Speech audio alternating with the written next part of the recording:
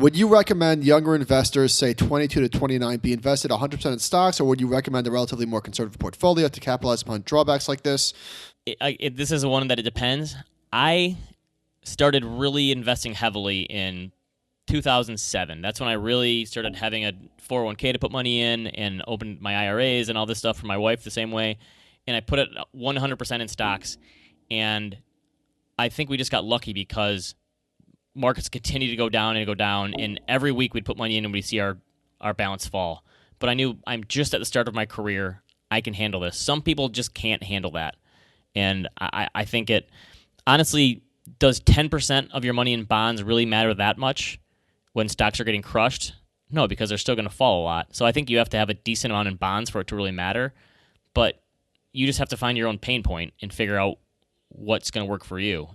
In a perfect world, should young people have the majority of their retirement assets in stocks because they have time to recover from bear markets and they have human capital? Yes, but a lot of that life cycle of your investing depends on your personality and how much you can withstand. Well, how about this? Let's say that I would say that one way to differentiate this advice is, let's say that you have a 401k that you're contributing to every 2 weeks, and you're not looking at your balance because why would you? In that sense, I think 100% stocks makes good sense because obviously they have higher expected returns than bonds do at this point. You're buying every 2 weeks, so even if they go a lot lower, you should be smiling as that happens.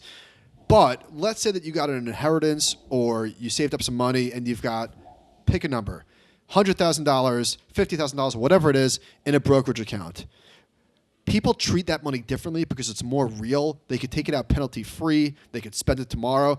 So people have different psychological reactions to taxable accounts versus non-taxable. So if you're nervous, I totally can get behind the fact that maybe you shouldn't be 100% stocks in your taxable account. Yes, that's a good, I think you feel almost more secure when it's in a retirement account and you just know you can't touch it or you shouldn't touch it. Right. All right, here's a simple one. What if you invested a lump sum in the NASDAQ on March 10th, 2000 at the peak of the dot-com bubble?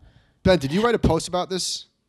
I wrote something similar. I wrote how in late 99, early 2000 was probably the worst entry point in the history of the stock market for the U.S. investors. And I think it's probably going to be the worst 30-year return ever at the end of this decade. But I looked at it, so Y-Charts has a feature where you can see what the growth of $10,000 is. And in the NASDAQ composite, and this is without dividends, but they don't pay much in dividends anyway, $10,000 would grow now to roughly $18,000. And so you're underwater for probably until, call it, 2015, actually. So Yikes. The break-even on that one for the lump sum in the NASDAQ was tough. Well, who puts $10,000 into the NASDAQ in 2000 like an idiot? Right. Yes. They should have invested in the Amazon IPO 3 years earlier. Duh.